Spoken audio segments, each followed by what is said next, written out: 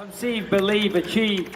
This is former UFC middleweight champion of the world, Michael Bisping. Paddy the Baddy here. You're listening to Combat Sports UK. And you're watching Combat Sports UK. Lewis Glover for Combat Sports UK here with UFC lightweight giant, the Black Country Banger, Herbert. How you doing, man? I'm all good, man. All good. Nice to speak to you on a Saturday morning. Yeah. Really good to speak to you as well. Really appreciate you taking the time. It's been a week since UFC 286. The dust is settling now. How are you feeling? Give us your thoughts.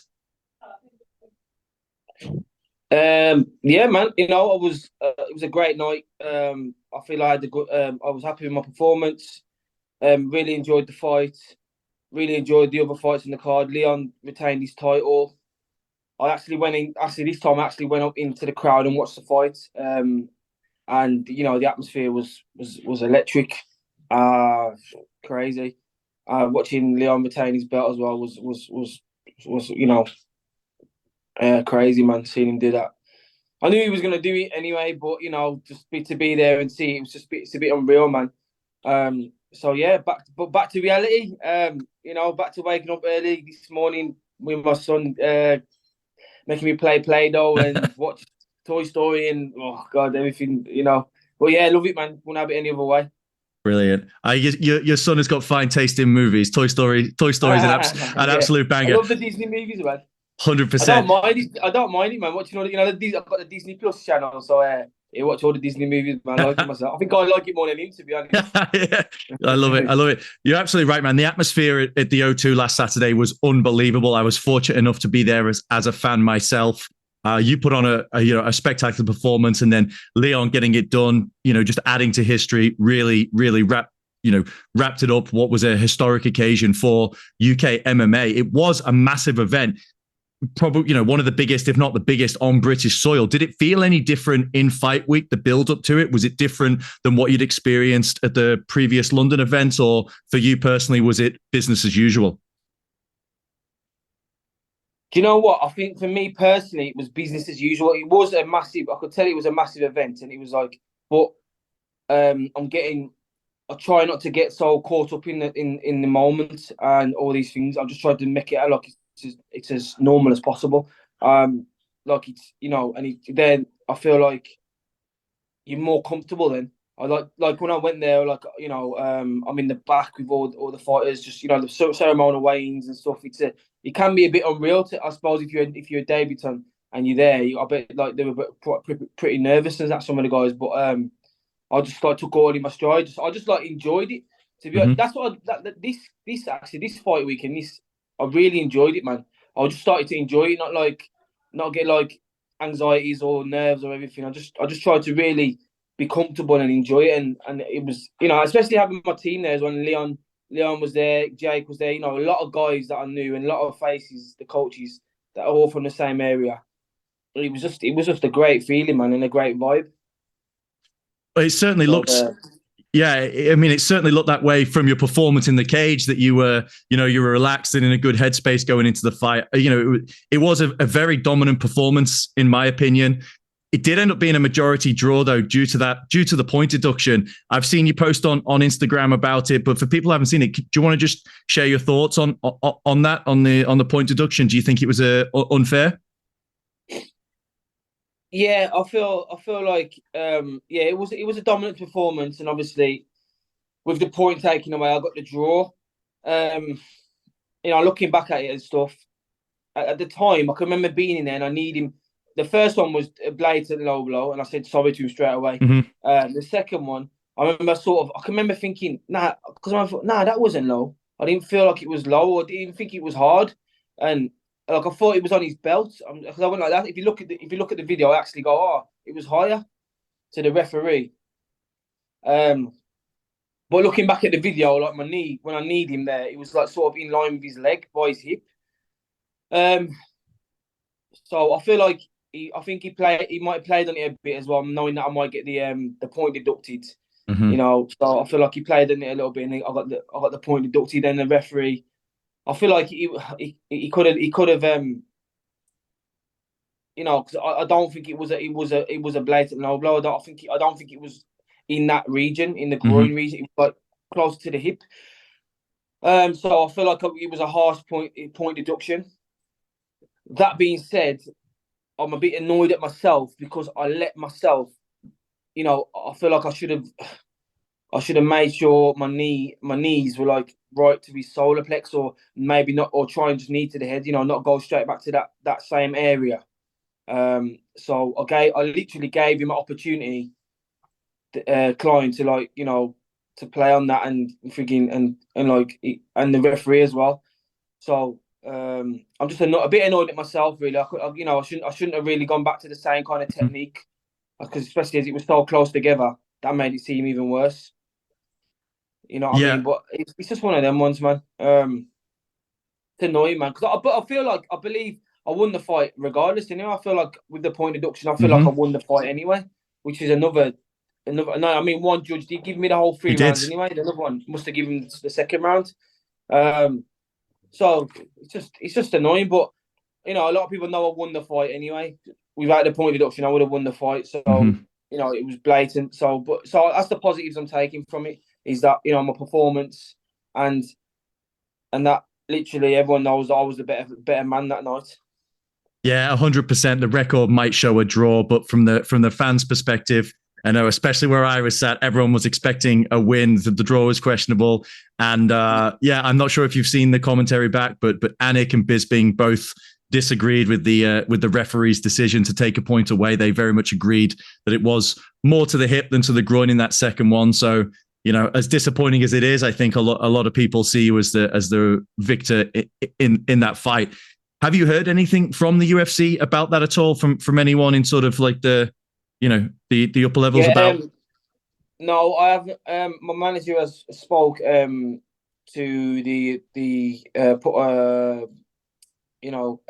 spoke to the officials and stuff, and we're just still waiting to see what will come of it. Right. But I mean, I highly doubt anything will come of it. If the best six, I mean, the only thing that could come of it is a no contest, maybe. But we'll just wait and see what they're saying. But I won't get my hopes up about anything, and then I'm just gonna take the positives I'm taking, is that the performance was a good performance, and I feel like I'm showing progression as well. So, and I'm dealing with it better. So that's the positives I'm taking. Yeah, absolutely. So many positives to take forward from this fight, especially in the first round, man. You looked extremely impressive off your back. Your guard was very active. You were throwing the up kicks, elbows, hammer fists, and you were inflicting so much damage to the point that Ludovic gave up the position and stood back up because he didn't want you being off your back. Was that something that you've been very specifically working on and building your game off your back? Yeah, man. Like I feel like a couple of my coaches, John Ashley and my jiu-jitsu coach Tom Coffey, he kept going on to me about striking off your back, like making them because it helps you get to your feet. It gives space to get to your feet. And my S&C coach John, we was doing a lot of ground and pound rounds in the S&C, but he'd have me on my back, attacking the bag with between in my guard, and smashing the bag from my back. And obviously my BJJ coach was adamant about me using a lot of strikes and off my back as well. And in the fight, it was second nature. I just went straight to it, and I went for the armbar. I feel like I maybe could have done a bit better with the armbar. But it's all hindsight now. It's all good things to take and take to look back at and make improvements on. Yeah, absolutely. It looked excellent, and not many fighters are super active off of the back like that.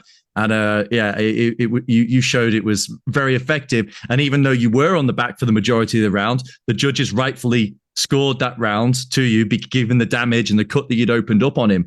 Is understanding the judging criteria and how judges are starting to look at fights as they develop, is that something that you and your team pay attention to, or is it just sort of it's out of your hands once it goes to the judges' scorecard? No, I definitely do. I pay attention to the criteria. I knew I won the first round. Like you said, I started my striking when I first come out, I landed some good kicks, but then he caught a kick, got me on the back. But he didn't do anything, and I opened up, did a couple of upper kicks. I think I hurt him with one of them. You did, and I was like butchering with the elbows and the hammer fist.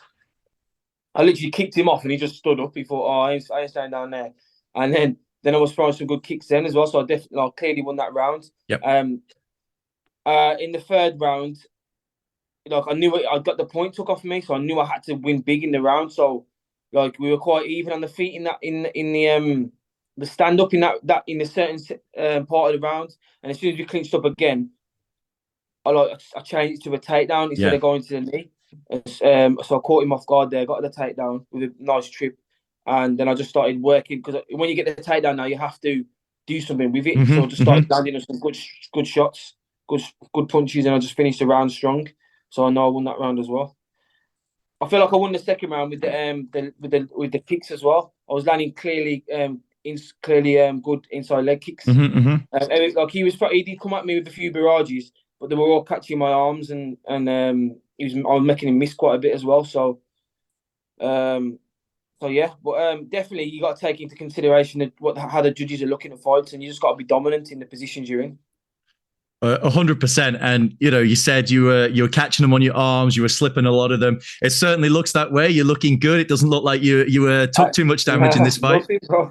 Nothing. Nah, I had a little bruise. I had a little bruise on my cheek for about a day. That was about it, man. Yeah, I mean, if people hadn't seen it, they wouldn't have believed that you'd just been in a cage fight. Yeah, brilliant. So you haven't taken much damage. There's big rumors, circulating about the UFC returning to London in July with Tommy Aspinall at the top of the bill potentially.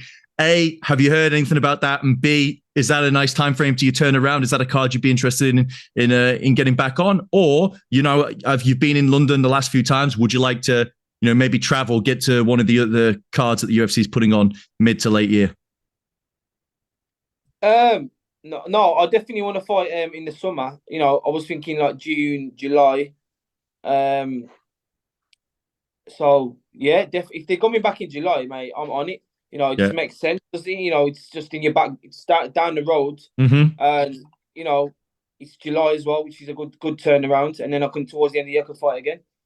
So if they're coming back, I'm on it. Brilliant. 100%. Yeah. Are there any opponents in your division that you've got in mind? I'm not necessarily looking for like a wild call out here, but I'm sure you keep an eye on the division. Are there a few names that you'd be interested in going with? I'll keep my eye on the division. I do, definitely. Whenever I see there's lightweights, I always watch them. But I'm not. No, I haven't really got. I'll just see who they come with, because I know they're going to be pushing me towards like the top 25 guys, I'd say. So we'll just see who they come back with, man. And yeah, take it from there. I'm just more focusing on myself at the minute, but I just want to get some wins, man. That's what I want to do. I want to get some wins in. I want to finish this year with 2 more wins. Brilliant. That sounds like a great plan. Now, Jai, I've got to ask you, what is the vibe like at Team Renegade right now? What's changed there since Leon brought home the belt? It must be incredible being part of this, rapid rise in Team Renegade. Yeah, it's second to none, man. It's incredible, man. Like, I think we're all like everyone's the confidence is just growing and growing and growing. And especially since Leon brought the belt back, it's just everyone's confidence and everyone's belief is just it's just building and building and building, and we're all building off each other. We're all pushing each other, and at the minute, man, it's just an incredible time to be at Renegade. Very, very fortunate to be there at this time and still be like at the top of my game and to be in the gym with these guys. So it's incredible. Yeah, obviously Renegade is having a ton of success, but generally the UK MMA scene as a whole feels like it's in a golden period right now. But it also feels like it could just be getting started. And in sort of 10 years' time, we look back and go, 2022, 23 was a real genesis of something special in UK MMA. Does it feel that way as a fighter? Yeah. I understand what you're saying. I definitely feel like my generation now, the likes of myself, obviously Leon, the main man at the top, Arnie, Tom Aspinall, Jack Shaw. The list goes on, doesn't it? But Mm-hmm. I feel like we are like the start of something big. I really feel maybe in a few years that Britain is going to be like the best. Like they can have the best, some of the best fighters in the world. Most of the best fighters in the world. Like our boxing is and had like some point. Sometimes, but Mm-hmm. the most best fighters from Britain, in the boxing scene. I feel like the MMA scene is going to get like that at one point, and I think we're the start of it.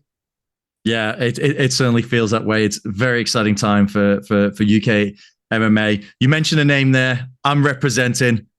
Your teammate Arnold Allen is fighting Max Holloway in a couple of weeks. I mean, he is huge for UK MMA fans. I know he gets a lot of love over here, but it sort of feels like maybe he's still flying under the radar a bit globally with the US fans.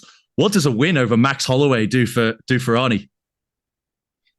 Gets him a title shot if he wins that beats Max Holloway 100%. Yeah, he's flying under the radar a little bit. He's quite quiet and that stuff, but he's hilarious, to be honest. Him and his dad, hilarious, mate. Honestly. So he has got that. He has got that some aspect to him. But he's an incredible fighter, unbeaten in the UFC. Very, very good fighter. And I feel like he'll get the title shot, man. I feel he'll beat Max, and I feel like I'm confident, man. He could beat Volkanovski. I'm telling you, he's a very, very good fighter, man. Very clever. He's strong. He's just all round. There's no weaknesses in his game. You know what I mean? So it's going to be exciting when in a couple of weeks when he fights Max. Yeah, it certainly is. Is there going to be another watch party at the gym, or how are you guys going to get together to watch him do his thing?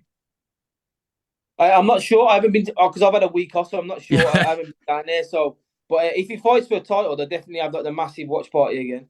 I'm not sure what's happening about the Max. I haven't really spoke. Been down there, but I'm going down there Monday. I'll have a look. But anyway, regardless, I'll be watching. I'll be watching him, mate. Yeah. Have a couple of drinks as well, but boy, I'm watching because I'm not in camp. So yeah. Yeah. Treat yourself. Yeah, man. Exactly. What's your go-to, Jai? What's your go-to tipple? Guinness. Oh. Guinness or say hello. Hello. Say hello, mate. What's your name? Hello. What's your name? Quickly, we're doing an interview. Say hello, my name. What's your name? Quick. Come on. What's your name? What's your name? I'm Lewis. It's nice to meet you. He's Lewis. What's your name? Oh, he's got no name. He's still got his name. Who's your favorite? Who's your favorite person on Toy Story? Is it Mr. Potato Head? Yeah. Mr. Potato Head. He knows. See? Yeah. You got Mr. Potato Head, yeah? Yeah, good boy. Then. Go on and take him. You can't shut him up. We got to get it. We got to get him some media coaching. Yeah. Get him in. Jai, you've been very gracious with your time. I'll just a couple more minutes. I'll let you go spend the rest of your Saturday with your family. Sure, you're looking forward to it. Just a few rapid fire questions here. What is your favorite food or place to eat after the fight? Where did you go to this week? What were you enjoying after the fruits of your labor? Yeah, Monday I went to Five Guys straight away. That's the way. Love it. Favorite TV show you're watching right now? What have I don't know. They've all. I'm watching it a minute. I know it's rapid fire, isn't it? My head's gone. Other than Pixar movies, what are you watching right now? I watched the House of Dragon and the Rings of Power. Is it? The Lord of the Rings. Yeah. Them two, and yeah, that's about it, man. I think I just I can't think of anything else on the spot. No worries, man. Who was your favorite fighter when you were growing up? Who was a guy that you really looked up to? MMA. Yeah, MMA or boxing, whoever. Carlos Condit.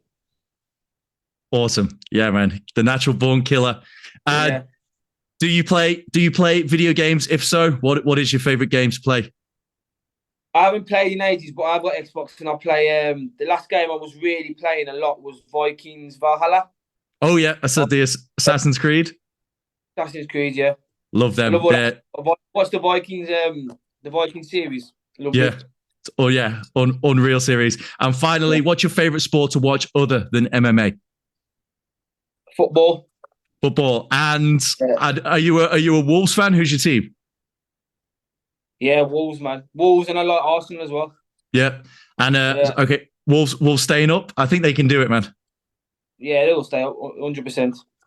Love it, brilliant. Well, Jai, I'll give you what I'll pass it over to you now. If there's any sponsors or people you want to shout out and thank, please take this opportunity to do so. Yeah, I just want to shout out all my team, man. Renegade Jiu-Jitsu, all my coaches who helped me prepare for this last fight. And yeah, that's it, man. Yeah, man, that's about it, man. I shout out my family as well, and my fiance. You know, all the people who helped me out as well, day to day. Yeah, man.